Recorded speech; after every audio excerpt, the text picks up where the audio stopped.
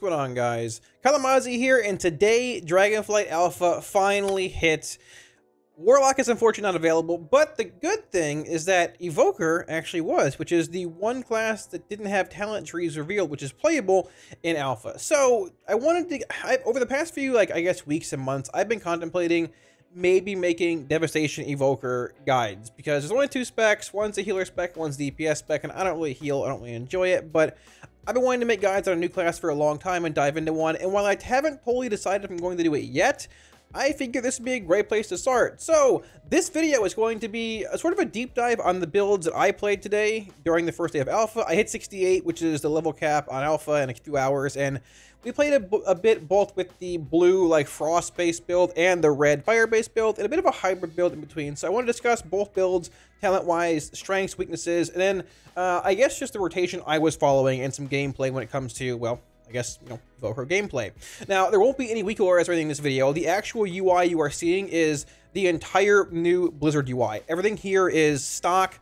It looks like Bartender. It looks like Bagnon, or Bag, yeah, whatever the bag add-on you have is. It looks really good and really clean. I might move a few things around here and there, but yeah, when week awards are available, you guys can grab them free on my Twitch. There's a link down below, but for now, this is the stock UI, or if you just want to swing by and hang out, watch some Evoker gameplay, or check out some Warlock stuff if and whenever we get talents, feel free to do so. There's a link down below. So with that being said, let's get into it, starting off with the general Evoker talents I chose, and then talking a bit about the blue build, the red build, and just some general gameplay. Okay, so when it comes to the general, just baseline left side of the tree, the Evoker point talent tree, the middle is more of a general semi throughput HPS sort of traits, more defensive stuff, and the left side being a bit more DPS based like Devastation, and the right side being a bit more healer based with Expunge. You have Rescue. The final trait is a healing trait as well, or I guess a raid utility trait. But there's a lot of healing traits in this row. I opted for what was a bit more of I guess solo leveling, general world content kind of build. I was solo leveling. If I had somebody in my group, I'd probably end up playing more of a group-based effect kind of healing build. I really didn't. So the first row here, Obsidian Scales. This is going to be your main defensive cooldown, reinforces your scales and increasing your armor by 200%, reducing magic damage taken by 20 for 12 seconds. Now, if you spec a bit further into Permeating Chill here, you actually get a 60-second cooldown reduction on Obsidian Bulwark, which makes it 1.5 minutes versus 2.5 minutes. So pretty strong, 1.5 minutes defensive, just solid all-around overall trait. 1 point in Permeating Chill, your damaging blue spells reduce the target's movement speed by 50 for 3 seconds. Now, this is actually pretty big. This is the Frost build that I played. There's a Fire build too. We'll talk about that a little bit in the video. But this is actually pretty strong because it makes questing and just kiting mobs when you need to remedial. It's incredibly easy. I was able to kite mobs I had I should not have been able to kill. It was easy, like no tomorrow, just because of Permeating Chill being so good and being able to maintain the permanent slow on those actual mobs. I also grabbed 1 point in Natural Convergence. Disintegrate channels 20% faster. Disintegrate is one of your main essence spenders. Essence is the actual 6. There's typically 5 orbs here, but you get 6 if you spec into a talent. It's sort of like DK runes. It's sort of like chi for monks and things, right? This is your main spender. You have mana, but mana's not really used for a whole lot. It's used for spells like Living Flame, which is both a DPS spell or a healing spell if you target yourself. So for the most part, essences are the main thing that you actually end up spending. I guess it's your main resource point. Now I also grabbed Landslide here. Landslide is one of the abilities that's in the new frontal cone kind of targeting system. This is how landslides actually cast, and if you move the actual cursor, it goes 40-ish yards and launches a huge frontal, which just stuns mobs and puts them in sort of a CC for, I guess, 30 seconds, and damage may cancel the actual effect. You can spec more into Forge or Mountains, which increases the duration, reduces the cooldown and gives you more damage, not break the CC, but I didn't really end up going that way. So we grabbed those 2 points in Innate Magic. Essence regeneration, or I guess essences regenerate 10% faster, meaning the 5 or 6 orbs you have in the middle of your screen.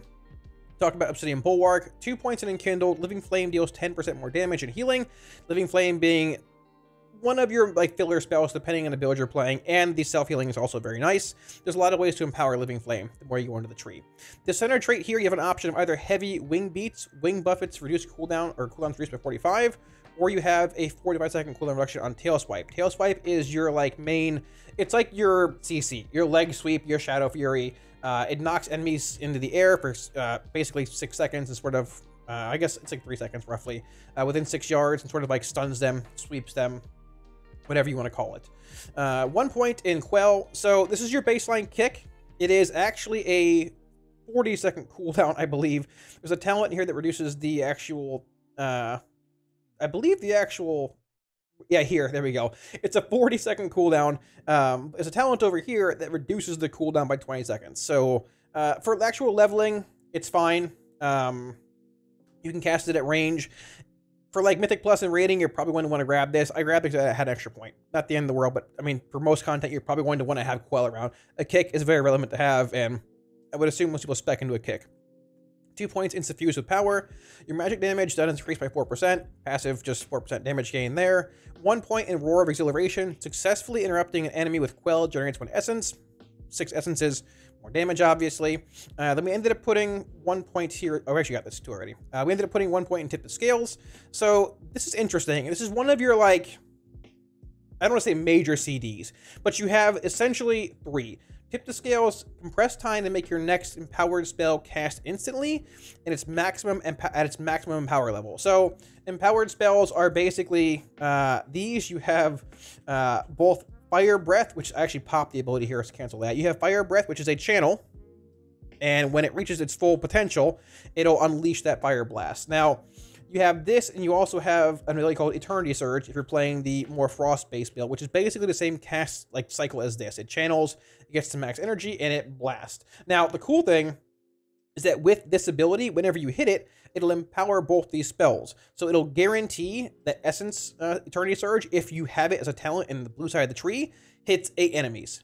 If you have this as the spell you want to cast instead, it guarantees that it'll apply the 11,993 damage over time effect to every single mob that it hits. And it's also an instant cast. Now, it's a 2-minute cooldown.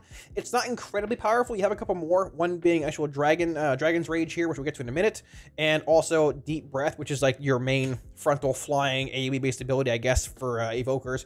Pretty cool, but it is still a strong trait, and it saved me in a lot of spots. Being able to pop Tip the Scales, Essence Surge, or Eternity Surge right into a Fire Breath is a very strong amount of AoE, and it can get you out of most scenarios if you're overwhelmed or just need to blast a lot of AoE damage. It's very solid. 2 points in Draconic Legacy, 4% stamina increase. It's just fine all around. It's one of those filler traits. 2 points in Tempered Scales, magic damage taken reduced by 4. Similar, a bit more survivability and throughput in the middle row, similar to Obsidian Scales and other things.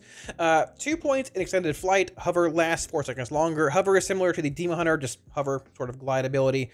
Blast Furnace. Fire Breath's instant damage is increased by 20%. Fire Breath being your actual channeled frontal once again, which most of the damage is actually in the dot. It does a decent bit of like initial damage, I suppose, with this trait being amped up, but a lot of the damage, if you channel it to its max potential, is actually in the dot form.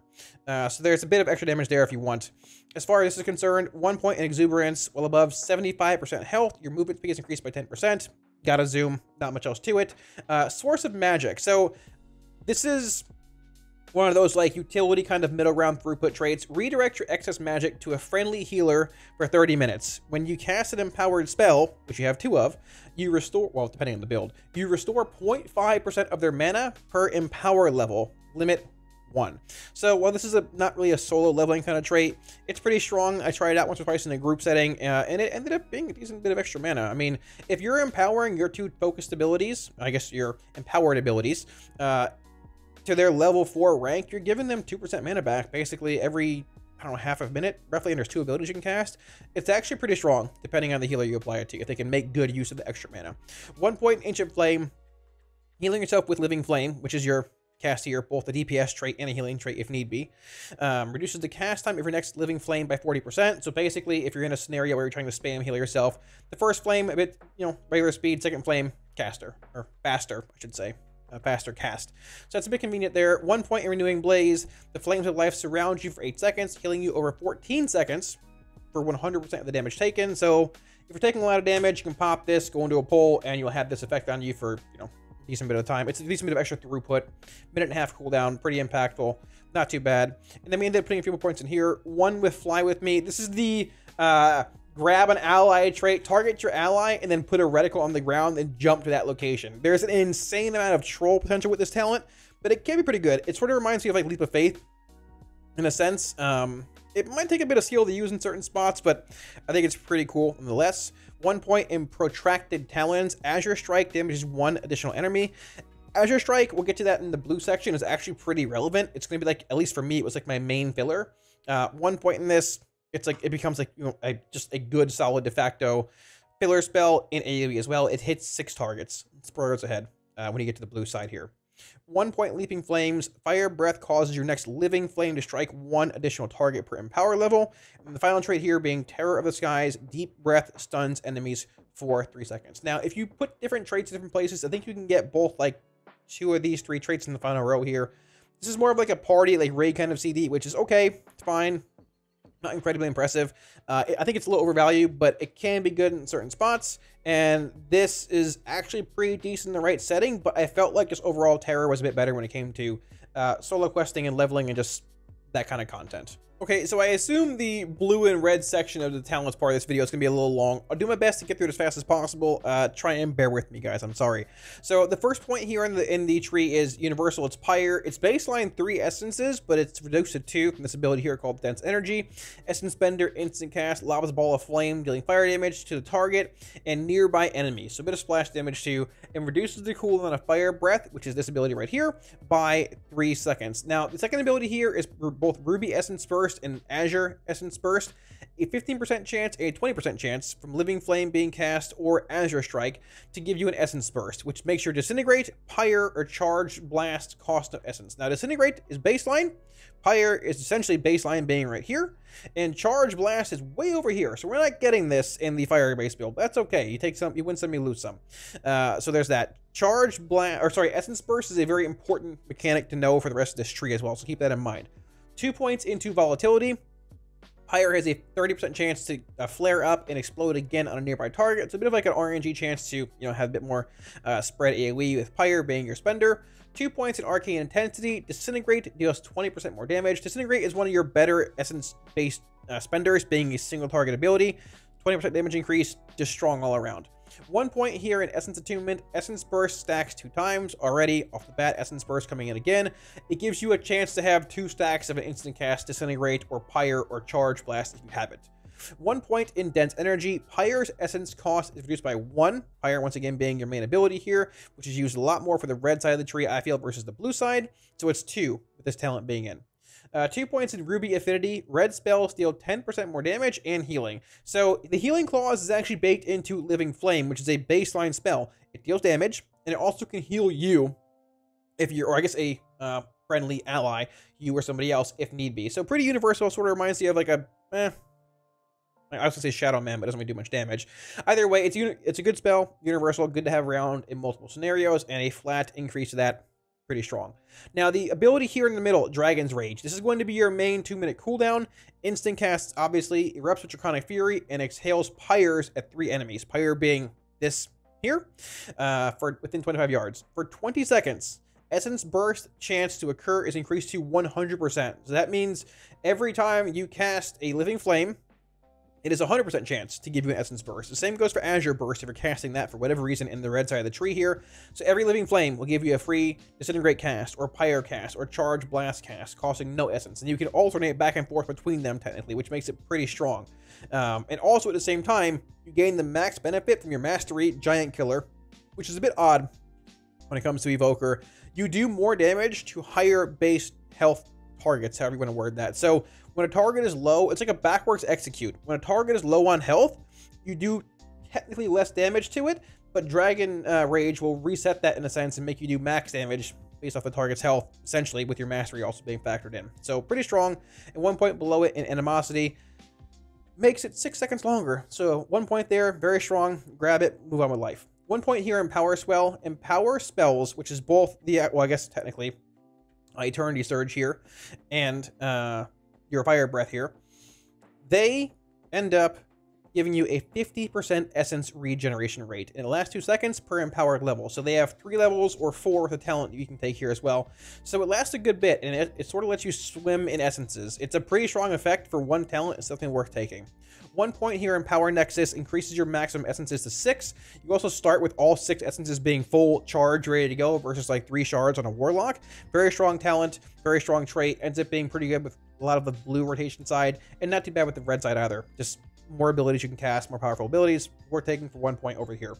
So coming back over here a bit, we also have Imminent Destruction. Empower spells reach maximum level 20% in 20% less time. So this is basically a 20% hasted cast on both Fire Breath and Eternity Surge if you have it in the blue side.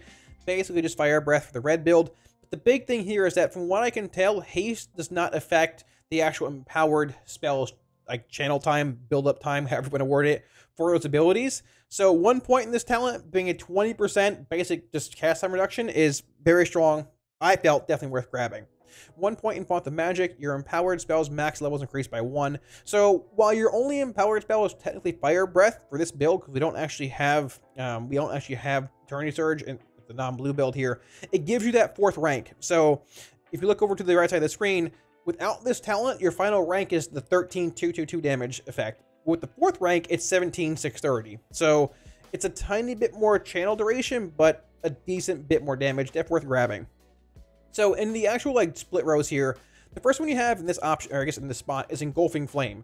Living Flame deals 40% increased damage and healing, but its cast time is increased by 0.5. So Living Flame, once again, being this, either a damage-based effect or a healing-based effect, depending what you want to do. I played with it. Like, the big thing with this build is, like, Living Flame is basically like your filler spell if you don't have any essences or pyres to cast, versus Azure Strike being your main spell for the blue build, which makes it a bit awkward because, like, Azure Strike's an instant cast spell, and it can cleave, obviously.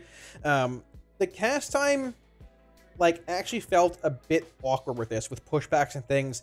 I felt like I was being punished a bit playing this trait, but I probably feel that way anyways, with your main spell being a casted kind of spell, just getting melee most of the time with pushbacks and things. Either way, it felt okay. Your other option here being Living Flame deals 945 damage over 12 seconds to enemies, or restores basically 2k health to allies over 12 seconds. So it gives like a dot, and it basically stacks. If I played with the build again, I'd probably just play Ruby Embers over Engulfing Blaze, but I didn't play Fire for very long. Ended up going blue and not really looking back. So 1 point here, Essence Burst has a 10% chance to not be consumed, which is your instant cast. Once again, Disintegrate, Pyro, Charge Blast. We talked about that. 1 point in Firestorm. So Firestorm's an interesting one. It's like a ground-placed effect. An explosion bombards the target area with white-hot cinders on a 20-second cooldown. No essence cost, really no mana cost, dealing fire damage to enemies over 12 seconds. So it's actually a pretty strong, like, AoE-based effect. If you can queue this up into like a Dragon's Breath, or a Fire Breath, sorry, you can give like you can bring a pretty strong damage profile, whether you queue one or the other first. But the problem is, like, it's sort of like a dot-based AoE. It's sort of like a Rain of Fire, where it's not going to come down and snap this insane AoE like a Seed of Corruption exploding. It's going to, like, have that just constant source of AoE. So, like, in heavy, like, large dungeon pulls, like Mythic Plus, or fortified settings, or packs you're living for a long time, it can be exceptionally strong. When it came to questing, though, I found most of the mobs died pretty fast, and it felt a bit subpar. Now, the final few traits here, the one right below actual Firestorm being Snapfire. Living Flame, your spell here, right here actually, gives you a 12% chance to reset the cooldown of Firestorm, and when it does, it makes the next one instant cast and deal 40% increased damage. So it sort of fuels that, like, sustained AoE build. It sort of feels like it's more of a ramp kind of AoE based build with fire versus the blue side having more of a bit of a snap AoE based build, but they're both solid. I feel like in the long run, in sustained AoE, like the actual Firestorm, Snapfire, just sustained fire build ends up being a bit stronger versus the blue side being once again a bit more like snappy. But they're both solid when it comes to like AoE, whether it's Mythic Plus or leveling or whatever, what have you. They both bring unique, similar, but also different damage profiles depending on what you're looking for.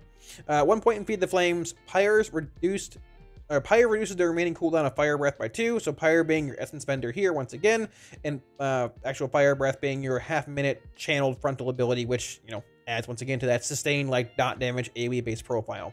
2 points in Heat Wave. Fire Breath deals 40% more damage over time, which once again A lot of Fire Breath's damage with this build is actually in the dot. Like, even the third rank is 13k damage versus the actual explosion in the cone being 7.6k. The final rank is 18k essentially versus the actual explosion being 7.5k. Comparatively to something like, Eternity Surge, which has 15k with the actual hit, but applies no dot. So once again, you can see the difference between the blue build versus and the red build. Blue being a bit more bursty up front, but red being more like sustained burn kind of build. They both make sense, both good in different areas, and also similar ones too, depending on the setting. Burnout being a 2 out of 2 rank. Fire Breath reduces the cast time of Living Flame by 8% for 8 seconds. Just solid, good trait to have around. Whenever you pop your Fire Breath, launch some Living Flames, you're good to go. 1 point of a Burning Flame, a passive, both Pyre and Living Flame. So Pyre and Living Flame. Extend the duration of your Fire Breath damage over time by 1 second. So basically, if you're opening up on an actual Fire Breath, you have like Pyres to spam, you can blast their stat, you launch a bunch of Pyres, extending the dot on it for a while, blast some Living Flames. It's sort of like Sinful Brand for Demon Hunter almost. You can extend that dot for a very long period of time, and if those packs live for a very long period of time, it brings in, or it can bring an exceptional amount of damage, depending how, the scenario you're in. So you have 1 point here in Ruin, a passive during Deep Breath and Dragon Rage. You gain the max benefit of your Mastery Giant Killer regardless of target's health. The big thing, once again, is Evokers have like a backwards execute on their Mastery. They do more health or more damage to higher health mobs. So if you're like in a low boss health range at a certain point towards the end of a fight, and you have Dragon's Rage ready to go with this talent, you'll end up actually getting a larger damage profile because of the Ruin ability. It's 1 point, worth grabbing, I think, for sure. And it leads into Tyranny, a passive. Fire Breath and Eternity Surge, if you're playing it, reduce the remaining cooldown of Deep Breath, which is your main like cone frontal-based ability, which like breathes volcanic damage and everything in your path, by 1 second per empower level. So keep in mind, once again, there are 4 empower levels here if you have the 4th trait somewhere in this tree. If not, it's baseline 3 for both Fire Breath and Eternity Surge over there. So it ends up being a pretty decent CDR. And if you have the 2nd rank, it's 2 seconds per. So it brings your 2-minute like Deep Breath CD to somewhere around like probably a minute 40, minute 30. I'm not really sure. Didn't run the math. Actually, probably a bit less. But either way, it's a good CDR to have around. In CDRs, depending on the scenario and things, other CDRs, other effects like Fire Breath or Eternity Surge, and other procs and things can end up being pretty strong in certain RNG builds. So when it comes to the actual Frost build, this is the build that I played for the majority of stream today. I started off, like I said, with the Fire build, but ended up feeling that it was a little clunky for like solo questing and stuff. I could pull a lot of mobs, but I felt like they died sort of fast regardless. And while I mentioned like, Firestorm with Snapfire was pretty good, I wanted to try a bit of a more Frost, like blue-based build out. Chat suggested it, and once I did, I didn't want to look back. This build felt very, very good for questing. So, just in general. So, the first talent here being Pyre, lobs a ball of flame, dealing X fire damage to the target and nearby enemies. Now, it costs 2 essence. Keep in mind, you have baseline 5 essence and 6 with the talent. So, it's an instant cast spell, so you can cast in the move if need be to dump essence if you're capped on it. I didn't cast it a whole lot with this build, because it's mostly based around just Azure Strike and, Eternity Surge, Devastation, Disintegrate, and then Charge Blast usage and stuff like that, but it can be used in the move if need be. Azure Essence Burst. So you have, once again, both Ruby Essence Burst and Azure Essence Burst. Azure Strike is a 15% chance to cause an Essence Burst, and this has 20 in the fire tree, making your next Disintegrate, Pyre, or Charged Blast cost no essence. Now, Disintegrate, 3 essence, Charge Blast, 2, Pyre, also being 2, but realistically, I basically just use this on Disintegrate most of the time. If it procced with Charge Blast being up and I was going to use it in that spot of the rotation, I used it. It's fine, it's okay. I can just dump those essence into a Disintegrate or, a Pyre if need be. But this talent feels pretty good, and being this early in the tree, it's good to see an easy auto grab. So 2 points in Arcane Intensity. Disintegrate deals 20% more damage. This is just like one of your best, if not best, essence spender in single target. It just cranks. Damage increase, you want it. 2 points in Lay Waste. Deep Breath's damage increased by 20%. Deep Breath, once again, being the frontal ability you have here. It runs across on a 2-minute cooldown, similar to your other 2-minute cooldowns. We ended up grabbing 1 point in Essence Attunement. Essence Burst stacks 2 times. Essence Burst being the actual ability here. So you have a chance to have, 2 free Disintegrates or Pyres or Charge Blasts if you get good procs back to back and are not like dumping essences at that point in time. It's a good, backup trait to have. It happened a good bit of time. I ended up throwing 1 point here in Dense Energy. Now, I don't actually like this point very much because I really didn't cast Pyre a whole lot, like I said. Having it cost 2, it is baseline 3. Having it cost 2 is fine. It feels okay, but I feel like it could have been better used maybe in this spot here because I was casting more Living Flames when it came to just healing myself and things, but I really didn't care about changing it a whole lot. If I went back, I'd take this out and put it in this point right here. So, yeah, 2 points in Azure Affinity. Blue spells deal 10% more damage. Most of the spells you cast are blue spells, and keep in mind, once again, blue spells. Most of the spells you cast, Azure Strike, Charge Blast, Eternity Surge, Disintegrate.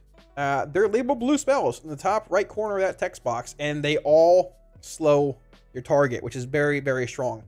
1 point in Dragon's Rage. So, Dragon's Rage, like the Fire build, this is like your main 2-minute cooldown.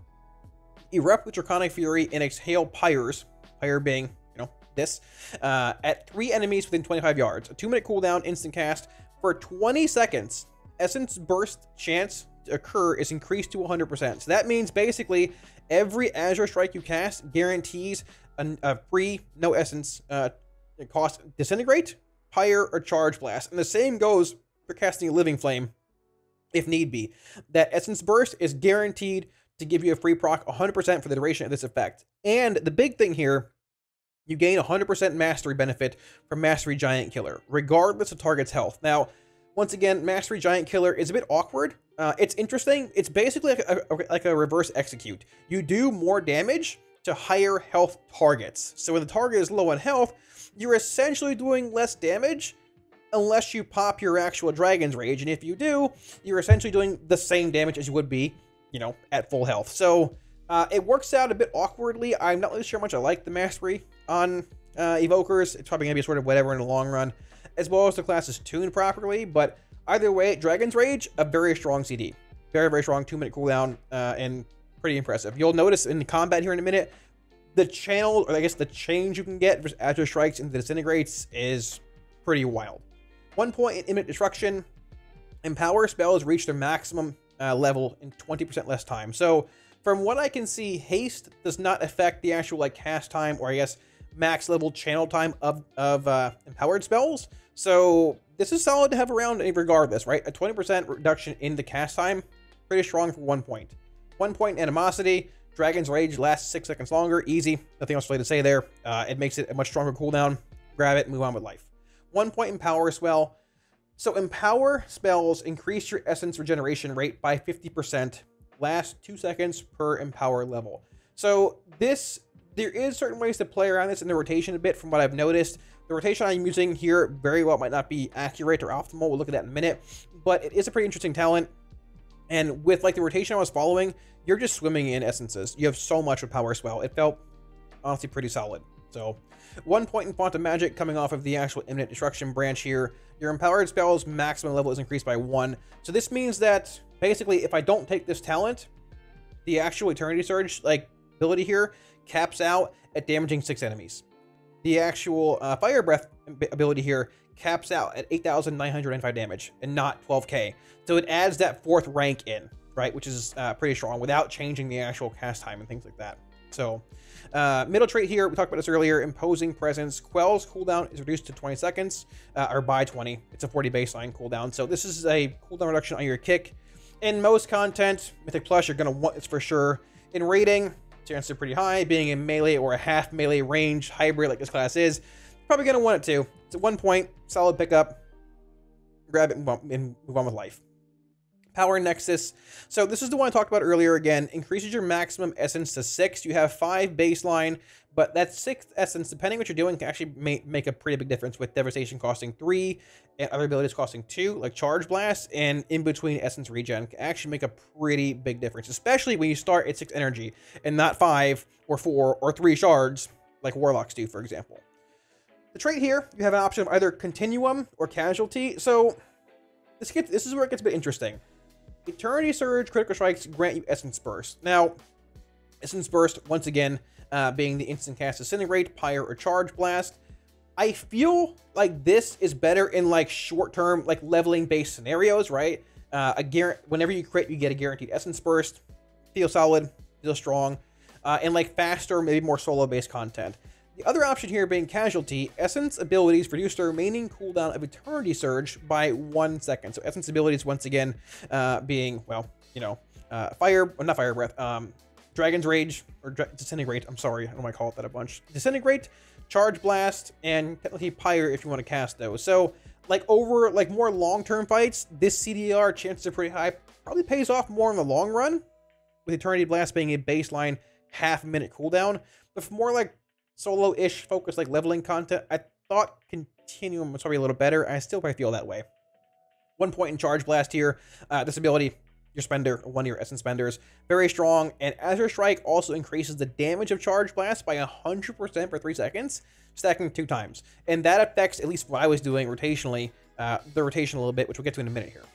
So this leads into the option of either Expansive Maw or Arcane Reverberation. Maw being Charge Blast deals 10% more damage and strikes 2 additional enemies. So you hit 3 with Charge Blast instead of 1, which gives you that big passive AoE cleave profile with a good bit of solid pyro damage as well. Or you have Arcane Reverberation. Charge Blast has a 40% chance to instantly reset its own cooldown. So once again, Charge Blast can go from being a 15-second cooldown to 0.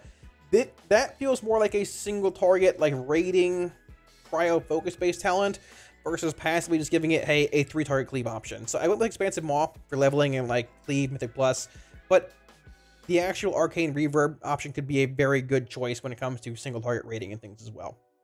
2 points in Honed Aggression, Azure Strike, damage increased by 30. This is going to be like your main passive filler, no essence cost, no mana cost, you just cast it, you hit the target. That's basically it. You fill with that if need be. 1 target in Eternity Span. Eternity Surge and Azure Strike hit twice as many targets. As you can see, this hits 3, and Azure Strike actually hits up to 6 enemies, which is pretty wild with this trait and one from over here as well. 2 points in Focusing Iris. Disintegrate increases your damage done to the target by 10% for 4 seconds, so that also affects the opener, I guess, or the rotation I was doing, which might not be optimal, but we'll look at it in a minute here. Solid 2 points. I believe it's 5 and 10. It would make sense. 2 points in Focusing Iris. 1 point in, I think, Scintillation. Disintegrate also has a 6% chance each time it deals damage to cast a level 1 Eternity Surge at your target. Level 1 being just a bit of a smaller one, damaging 2 enemies, but still solid nonetheless. And we have 1 point here in Ruin. During Deep Breath and Dragon Rage, being both the 2-minute frontal and your 2-minute baseline, or I guess major CD if you want to call it that, you gain the max benefit from Mastery Giant Killer, which once again we talked about the last clause of this ability here. Very, very strong trait for 1 point. Def grab this. And the final trait here I have 1 out of 2 ranks. Tyranny, Fire Breath, and Eternity Surge reduce the remaining cooldown of Deep Breath and Dragon Rage by 1 second per Empower level. It goes 2 seconds if you get the second rank. It's solid. You will notice more of a difference over the course of, like, you know, sustained combat-based encounters, whether it's AoE or single target, but I can still feel a bit of a difference when it came to leveling after grabbing this trait. It's CDR, it feels good. CDR is always a bit of a wonky talent and things depending where you're at with different specs and builds, but Tyranny feels good. And at rank 2 out of 2, I could definitely see it being pretty strong in most settings, both rating and Mythic Plus. So if you're looking at playing like the fire build of it, this is the opener I've been using for it. It's a bit rougher than the actual Azure build, which we'll get to in a minute here, but it opens up basically the same way. You can pre-cast your Tip to Scales, which, you know, gives you that baseline instant cast. Well, I guess this build is going to be Fire Breath only. But the big thing is I want to open on Deep Breath, right? So we're going to Deep Breath into an instant cast, well, I guess a Firestorm, and instant cast Fire Breath, then pop our Dragon's Rage. Now, you might want a Dragon's Rage before the Firestorm and Fire Breath. I'm not sure. It's the same thing. If you Dragon's Breath later, it gives you a longer duration to get those instant cast Essence Bursts for just the free Pyre dumps and all that. But if you Dragon's Rage beforehand, you get a larger master benefit for the Firestorm and Fire Breath damage, which I'm not sure if that scales like retroactively. I assume it does, but I'm not 100%. That's a sim thing. I'm not sure. This is what I'm doing on day 1. So basically, we're going in. I've already got this proc queued up, or this effect queued up. I'm going to end up deep breathing right here. I just fly in. It's a bit awkward at an angle there, but it's fine. We'll end up firestorming here into a large, like, frontal breath, basically. And I'm just going to pyre dump. Pyre also cleaves onto these things right here. And I'm going to basically dump all these. I'm going to end up casting some Living Flames. Keep in mind, if you look at the actual dot duration here on these, it's also being extended every time. When I pyre, when I living or flame it, it ticks up a little bit.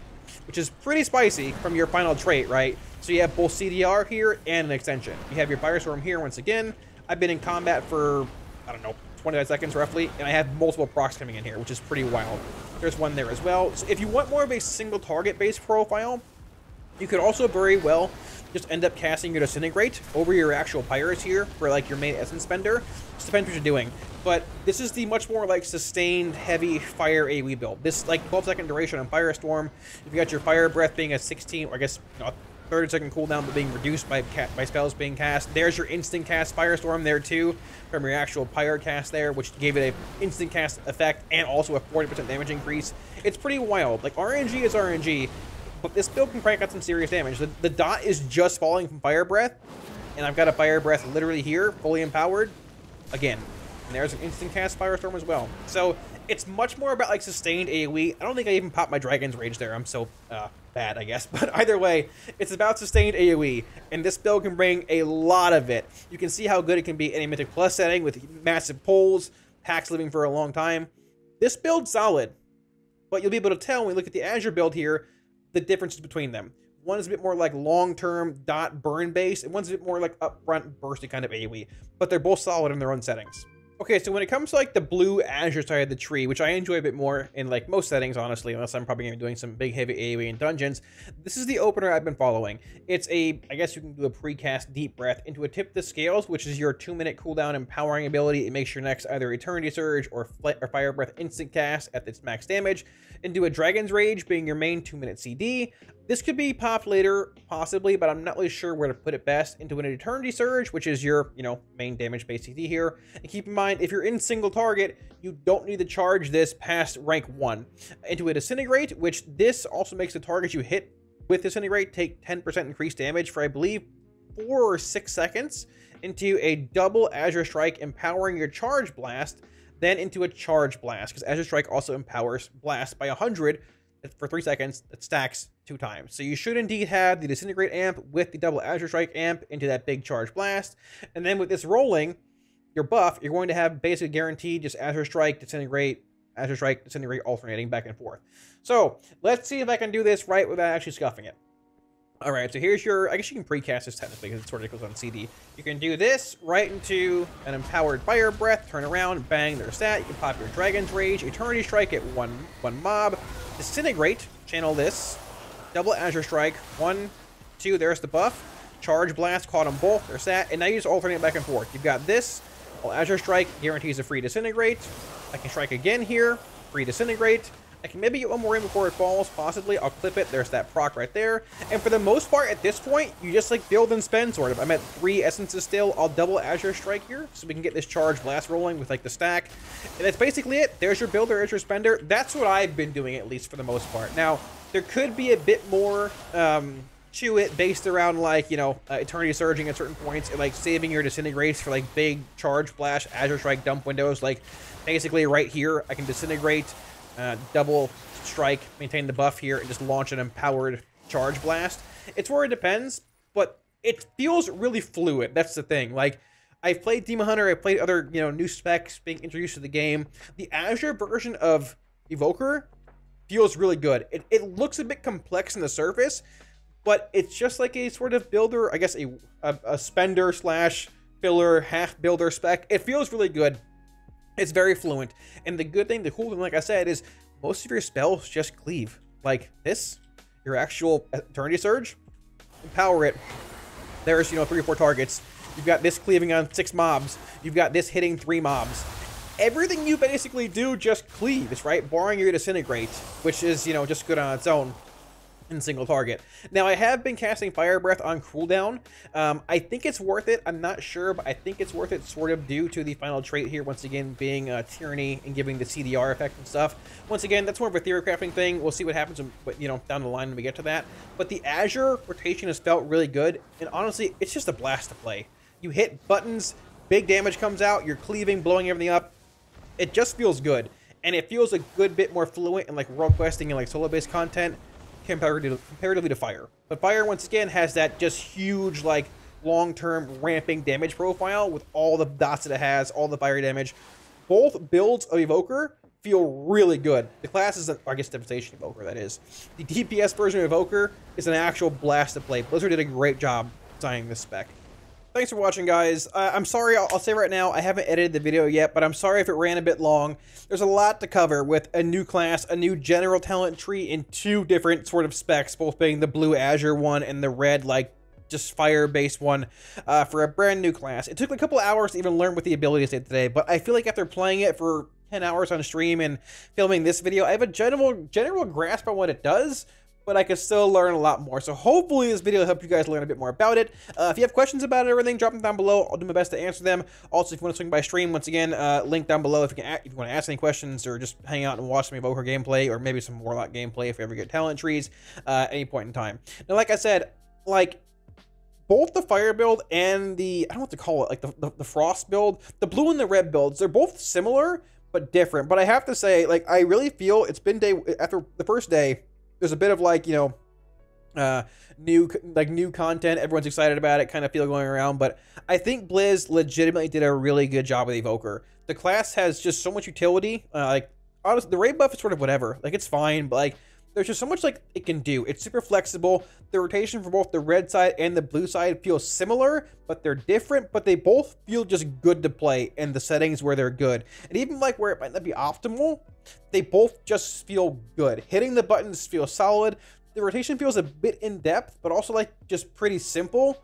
They really hit it out of the park. I was nervous when I heard about them trying to do, like, a mid-range DPS kind of class. The only thing I don't like is the only real thing is the 25-yard range on most of the spells. Like, there's been so many times I'm trying to tag a mob, but I'm 26 yards away, which is easy to tag on my Warlock, but this class, for some reason, a dragon that flies can't do it, but it is what it is. So thanks for watching, guys. I really appreciate it. If you're new to the channel and like the video, be sure to hit the sub button below. It helps out a ton. And while you're down there, hit the like button as well. And once again, any questions or anything, drop them down in the comment section. I'll be sure to get back to you. And one more thing before we go, I want to give one huge shout out to my patrons. Thank you for a million times for all support on Patreon, guys. I really do appreciate it. If you're looking at supporting on Patreon, there should be a link up here as well as down in the video description below. It's been one day of Dragonflight Alpha, but honestly, the zone feels great. Evoker feels great. And it was hands down the smoothest alpha launch, even beta, I've ever played in. It feels good. I was hoping that it would feel like they were further along in production than people thought they were, and it does feel that way. Hopefully the Warlock tree is soon. We'll see where it goes. Either way, hope you guys enjoyed the Evoker video. Thanks for watching, and I'll catch you all again soon on stream. Peace.